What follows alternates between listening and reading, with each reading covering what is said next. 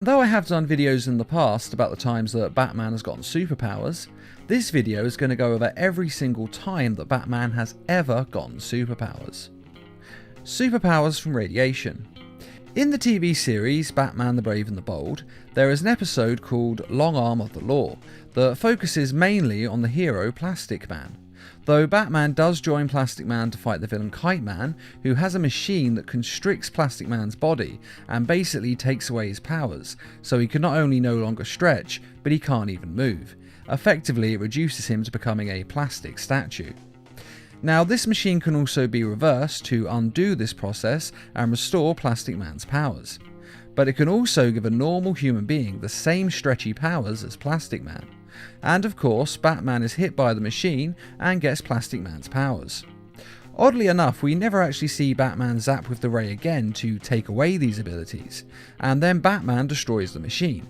Although to be fair, the machine is damaged and firing rays in every direction, so it is possible that Batman was hit with a ray blast when he was out of shot. Otherwise, he never actually lost these powers and just never used them again, which seems to be quite unlikely, so I think it's much more likely that he was just depowered off screen. In another episode that shows the origin of Firestorm, Batman is struck by a form of radiation that splits him into 3 separate people. Each one of these people representing a different aspect of his personality.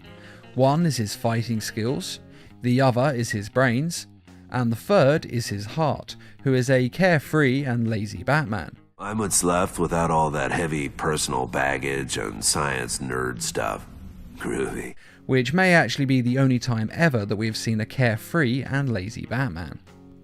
Now, I'm not sure if this really counts as a superpower, but it is worth a mention as there is now 3 of him, whereas before there was of course only 1.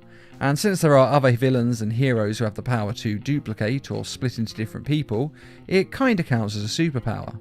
And the 3 of these Batmen are of course put together later on, although initially they don't see why they should re-merge. But when Firestorm explains to them that in order to be the best, most effective Batman, they need to have all 3 of their skill sets merged into one. And then the Batmans agree to return to normal. Vampire Batman. Let's start with the time that's probably the most fun. In this version, Batman is bitten by a supervillain vampire and magically transformed. He then lures the Justice League to the Watchtower so he can feed on them, and one by one he turns them into vampires as well. But not before giving us some great superhero fights and showing off all of his vampiric powers, including being able to turn into rats and turning into a cloud of smoke. Some old school vampire abilities. This show was basically a love letter to the Silver Age, and this episode is a love letter to all the classic vampire films of old, and I highly recommend watching it. Though sadly, in the end of the episode, it's revealed that all of this was an hallucination brought on by the vampire's venom, and so none of it's real. Which is a bit of a cop-out on the writer's part, but the episode is done so well that you can forgive it. Gods and Monsters. Now, technically this isn't the Bruce Wayne version of Batman, but it has to be mentioned because when you're talking about a vampire Batman, this is kind of the best example we've had in an animated film. In this alternate universe, Batman is Kirk Langstrom, who you may remember from the Man-Bat serum. And he is transformed into a vampire when he tries to cure a deadly illness that he has with an experimental drug that's based on bat DNA. Again, much like his Man-Bat counterpart. And of course, it mutates him into a vampire, with enhanced strength, speed, and power of flight. And he uses all of this to fight crime, and so that he can drain these criminals of their blood and stay alive. And yes, that does mean that he kills the criminals after he drains them. This Batman is very different to the one we know in the main DC universe. Now, this film is one of the best DC have ever made, and it is a must-see, especially for this Batman, who incidentally is played by Michael C. Hall, who of course played Dexter in the show of the same name. And I have to say that is a genius bit of casting, and he plays the part perfectly. And in an episode of Batman the Brave and the Bold, the bad guys steal a magical totem from one of Batman's old martial arts instructors. And Batman wants to get it back as he doesn't want them to use its power. But unfortunately they are able to use it to transform themselves into powerful human-animal hybrids with enhanced senses, strength and abilities. And because of this, Batman is outclassed by them, so he has to use the magical totem himself in order to defeat them, and he uses it to turn himself into a Man-Bat Batman. Basically, he's half human, half bat, and he has enhanced strength and senses, including echolocation and the ability to fly. And something similar actually happens in another episode, in which Merlin uses his magic to bring both Batman and Green Arrow back in time, in order to help him on a quest to save Camelot. It is the 5th century A.D., the place is Britain, and I am Merlin Ambrosius. But while they are there, they fight Morgana Le Fay, who then transforms Batman into a Dark Knight, who is super tough and seemingly has super strength, though no free will of his own, as Morgana Le Fay has complete control of his mind in this state. Although later on Merlin is able to free him from this magical power and return Batman to normal. And in another episode of Batman the Brave and the Bold, Batman is given the entire Justice League's powers thanks to a spell cast by Dr. Fate.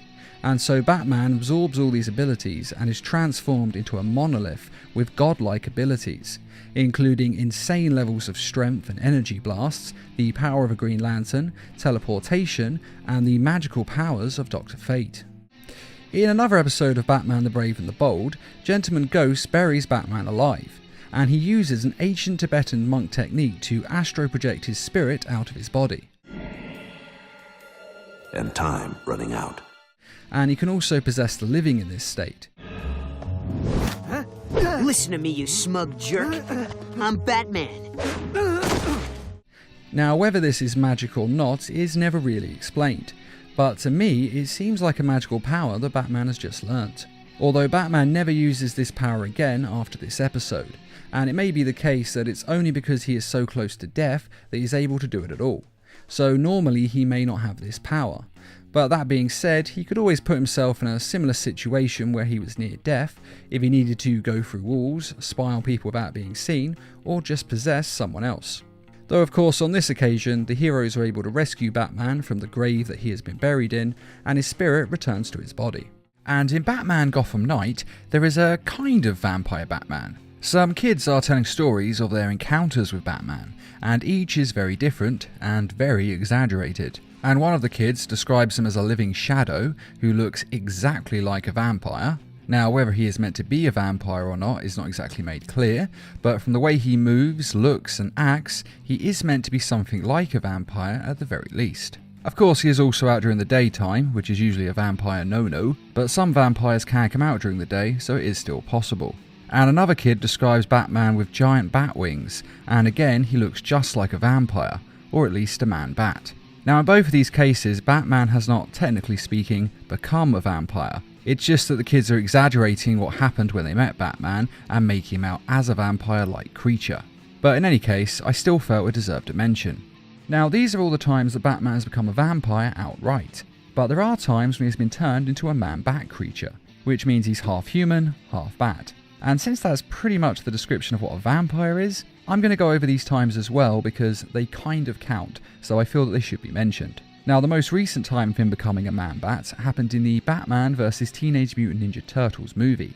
And as I have said before, it may sound a little goofy, but it's actually a surprisingly good movie. And after the Joker injects Batman with a ooze and Joker toxin mixture, he transforms into a rampaging man-bat. And he goes around attacking the Turtles and the Bat family indiscriminately until the Turtles are able to hit him with the cure and return him to normal. And in the show Batman the Brave and the Bold, Gorilla Grodd is attempting to turn the whole world's population into gorillas. And he does succeed in turning Batman into a gorilla, giving him super strength, or at least greater strength than a normal human has, and enhanced senses. This also happened in the show Justice League Unlimited, in which pretty much the same plot unfolds and Gorilla Grodd is trying to turn everyone into gorillas, and he manages to turn Lex Luthor, Superman, Wonder Woman and Batman all into gorillas, giving Lex Luthor and Batman enhanced abilities, though Superman and Wonder Woman of course already have superpowers, so it didn't really change much for them. And in the TV show Justice League Action, the superheroes are fighting a horde of super intelligent apes who are attacking the United Nations building, which is without a doubt one of the best sentences that I have ever said in my life. And during the fight, Mxyzptlk turns up and uses his godlike fifth-dimensional powers to mess around with reality, basically for a bit of fun because he's bored. And so he jumbles up the heroes' brains, putting them into each other's bodies so he can watch the ensuing chaos. And Batman's consciousness is put into Stargirl's body, who has superpowers given to her via her belt and her staff, meaning that Batman has her powers while he is in her body, including flight, super strength, stamina, energy manipulation, and enhanced speed. Though unfortunately, Batman only has these powers for a short while, as they are soon put back into their normal bodies once Mxyzptlk is defeated. And we don't really see him use much of the powers. He mainly just seems to use the super strength and the ability to fly, and the flight's not even used that much. He basically just fights how Batman normally would, but of course he's stronger. I've never relied on superpowers, Stargirl. Only skill. Super speed. In an episode of Batman the Brave and the Bold, the Reverse Flash manages to capture the Flash, and when Batman, Kid Flash, and the Golden Age Flash travel to the future to rescue him, they find that the Reverse Flash is holding him prisoner and captures the three of them as well. Now, the Reverse Flash is draining off the Speed Force energy of the different Flashes in order to make himself more powerful. Haven't you guessed yet? Flash's power doesn't simply provide my troopers with speed, it increases my own velocity exponentially. And it also allows him to give speedster powers to his guards, using high-tech bracelets that siphon off the energy and give it to a person. And Batman steals some of these bracelets from the guards and gets super speed himself. And Batman with super speed is pretty much unstoppable. Though of course the bracelets only work with the Flashes as prisoners, having their powers siphoned off. So when they break free, they no longer work and Batman loses these powers. He becomes immortal. Since Batman has previously become a god on several occasions, he is most likely immortal in each of these god states. So consider the times I mention where Batman becomes a god to also be part of this immortality list as well. But Batman has also become an immortal without becoming a god. Batman is undercover in Gotham City as the criminal Matches Malone. For those who don't know, Matches Malone is an alter ego that Batman uses whenever he needs to talk to the criminal element of Gotham City to get information for a case he's working. In this particular instance, he teams up with the Birds of Prey to get back the cloak of Nefertiti. Unfortunately, while he is undercover, he suffers a head injury and forgets being Bruce Wayne and Batman, and instead he believes that he really is Matches Malone, and so he starts acting like a criminal would. And the first thing he does is sell out his fellow heroes and reveal that they're the Birds of Prey. These ain't my bodyguards. They're the stinking Birds of Prey. And then he steals the cloak of Nefertiti from Two-Face and gains the cape's power, which is to give a person 9 lives. He then goes on a crime spree throughout Gotham, dying several times, but each time being resurrected by the cloak's magical power. And though this isn't technically immortality, Batman does still have the power to come back from the dead.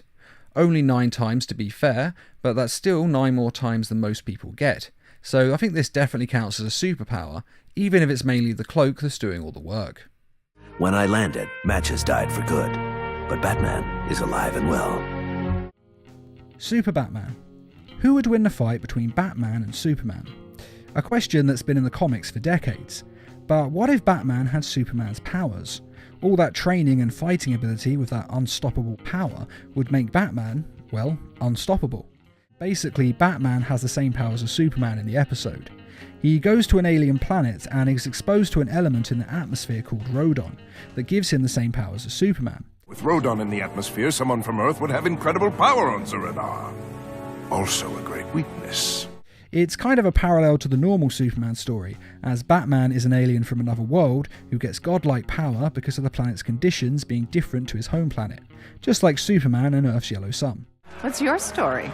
Just a friend visiting from out of town, miss.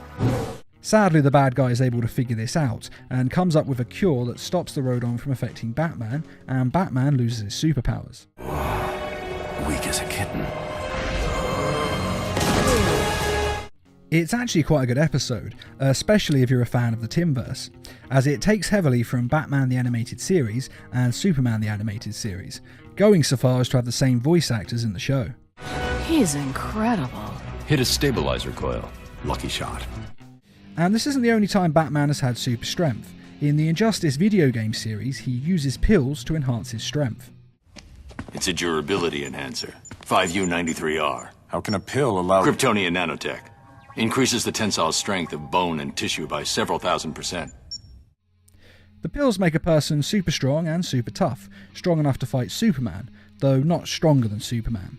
And it seems to be permanent, at least in the video game. Though in the comic book tie-in series to the video game, the pills have to be taken regularly as they only work for a short period of time and then they wear off. So maybe he does take more of the pills in the video game, but we never really see it. Now you may be wondering why I haven't mentioned any times that Batman gets a power ring. I'm not actually including those times in this video, as I've done another video with every single time that Batman has wielded a power ring, a link to which is in this video's description. And so that is every time that Batman has ever gained superpowers. Though if you can think of any other time that he's gotten super abilities that you think should have been mentioned in this video, then please let us know in the comments. Along with which one of these was your favourite superpower for Batman to have. And if there's any other super abilities that you think Batman should get in the future. And I'd just like to say a quick thank you to those who made this video possible by donating to the Needle Mouse Productions page on Patreon.